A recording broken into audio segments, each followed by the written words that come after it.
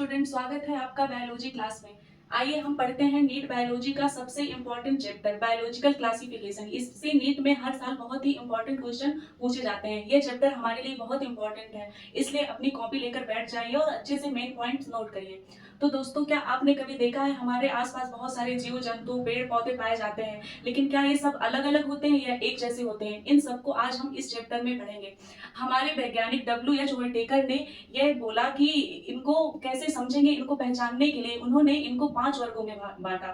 5 वर्गों में बांटकर समझाया कि इनको हम अलग अलग तरह से कैसे समझ सकते हैं। जैसे कि जीव जंतु पेड़ पौधे सबको इकट्ठा एक जगह रख दिया जाए तो क्या हम समझ पाएंगे कि ये कौन से समूह में है, ये कौन सी जाति के हैं, ये एक जाति के हैं कि अलग अलग जाति के हैं? तो इनको आसान भाषा में समझाने के लिए हमारे वैज्ञानिकों ने बहुत ही आसान ट्रिक समझाई है और इनको अलग अलग वर्गों में रखा है ताकि हम इसे आसान भाषा में समझ सके। तो आज हम इस क्लास में क्या पढ़ेंगे? इंट्रोडक्शन पढ़ेंगे, बायोलॉजिकल क्लासिफिकेशन यानी कि जैविक वर्गीकरण। इनको 5 वर्गों में बांटा: Monera, protista, fungi, Plantae, Animalia. फिर इंपॉर्टेंट पॉइंट्स पढ़ेंगे और एमसीक्यू पढ़ेंगे लास्ट में कि आपको कितना समझ में आया। तो चलिए शुरू करते हैं। पढ़ेंगे बायोलॉजिकल क्लासिफिकेशन यानी कि जैविक वर्गीकरण का इंट्रोडक्शन। जीवों को उनकी समानताओं और भिन्नताओं के आधार पर अलग अलग समूहों में बांटने की प्रक्रिया को बायोलॉजिकल क्लासिफिकेशन कहते हैं। जीवों को उनकी समानताओं और भिन्नताओं के आधार पर बांटने की प्रक्रिया को क्लासिफिकेशन कहते हैं, यानी कि जैविक वर्गीकरण कहते हैं। जो जीव समान होते हैं उन्हें अलग वर्ग में रखा जाता है, उनकी भिन्नताओं के आधार पर। यही है क्लासिफिकेशन का मतलब। वैज्ञानिक R.H.W. होल्टेकर ने जीवों को 5 किंगडम में बांटा। वैज्ञानिक R.H. होल्टेकर ने इनको 5 किंगडम में बांटा। पहला क्या है? मोनेरा, दूसरा है प्रोटिस्टा, तीसरा है फंगी, चौथा है प्लांटी, पांचवा है एनिमलिया। तो सबसे पहले हम जानेंगे मोनेरा के बारे में। मोनेरा किंगडम, मोनेरा किंगडम के अंतर्गत सबसे छोटे और सरल जीव पाए जाते हैं। मोनेरा किंगडम है जो इसके अंतर्गत सबसे छोटे छोटे और सरल जीव पाए जाते हैं।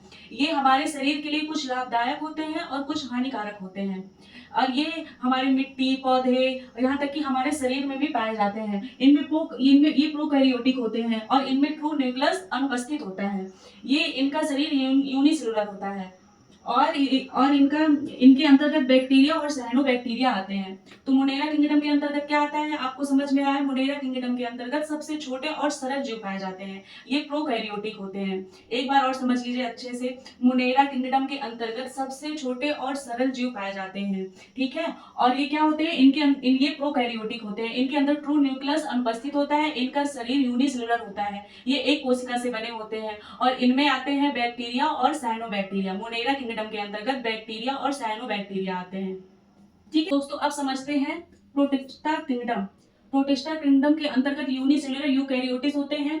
इनमें ट्रू न्यूक्लियस उपस्थित होता है। ये अधिकतर कहाँ पाए जाते हैं? ये सबसे ज्यादा पानी में पाए जाते हैं। प्रोटिस्टा किंगडम सबसे ज्यादा पानी में पाए जाते हैं और ये मोनेरा किंगडम से अधिक विकसित होते हैं। प्रोटिस्टा किंगडम जो है वो मोनेरा किंगडम से अधिक विकसित होते हैं और ये जलीय और नम स्थान में पाए जाते हैं। इनमें न्यूक्लियस भी उपस्थित होता है। यूकैरियोटिक, यूनिसेलुलर यूकैरियोटिक, तो इनका शरीर तो ये एक कोशिका से बना होता है, लेकिन इनमें ट्रू न्यूक्लियस उपस्थित होता है। इसके उदाहरण है अमीबा, पैरामीशियम, युग्निला, ठीक है। ठीक है, इतना समझ में आया? अब समझते हैं फंगी। फंगी ऐसे जीव होते हैं जो अपना भोजन स्वयं नहीं बनाते। ये सड़े गले पदार्थों और मृत शरीर में निर्भर रहते हैं, उससे ये अपना भोजन बनाते हैं। इनकी सेलवाल काइटिन की बनी होती है। इनके अंतर्गत आता है मशरूम, यीस्ट, और ये ऐसे जीव होते हैं जो अपना भोजन स्वयं नहीं बनाते हैं, ठीक है। इतना समझ में आया? अब उसके बाद समझते हैं प्लांट। ये इनमें क्लोरोफिल उपस्थित होता है और ये प्रकाश संश्लेषण करते हैं। क्लोरोफिल के द्वारा ये प्रकाश संश्लेषण करते हैं। इसके अंतर्गत पेड़ पौधे जैसे कि रोज प्लांट हो गया और जितने भी प्लांट होते हैं वो सब इसके अंतर्गत आते हैं, प्लांटी के अंतर्गत, ठीक है। तो चलो हमने क्या समझा? मोनेरा, प्रोटिस्टा, फंगी और प्लांटी। अब समझेंगे एनिमलिया। समझते हैं एनिमलिया किंगडम। इसके अंदर सभी डॉग एनिमल, जितने भी एनिमल होते हैं, जीव होते हैं, जंतु होते हैं, वो सब एनिमलिया के अंतर्गत आते हैं। ये अपना भोजन स्वयं नहीं बनाते, इसलिए इनको हेट्रोफिक कहा जाता है, ठीक है। तो और ये मूवमेंट करते हैं। ये क्या करते हैं? मूवमेंट करते हैं एनिमलिया, और इनमें प्रजनन क्षमता विकसित होती है, ठीक है। अब इतना समझ में आ गया। अब हम कितना आपको समझ में आया तो मैं आपसे 5 एमसीक्यू पूछूंगी, आप उनके आंसर कमेंट में बताना। उसके बाद कल मैं उसका आंसर आपको बताऊंगी। ट्रू न्यूक्लियस किस किंगडम में अनुपस्थित होता है? मशरूम किस किंगडम में आता है? अमीबा किस किंगडम का उदाहरण है? प्लांट्स अपना भोजन कैसे बनाते हैं? एनिमल्स की विशेषता क्या है? तो दोस्तों, आपको क्लास कितनी समझ में आई तो कमेंट में जरूर बताइएगा और एक क्वेश्चन के आंसर बताइएगा, ताकि मैं अगला चैप्टर आपको समझा सकूं। और अगर क्लास अच्छे से समझ में आई हो तो चैनल को सब्सक्राइब जरूर करें।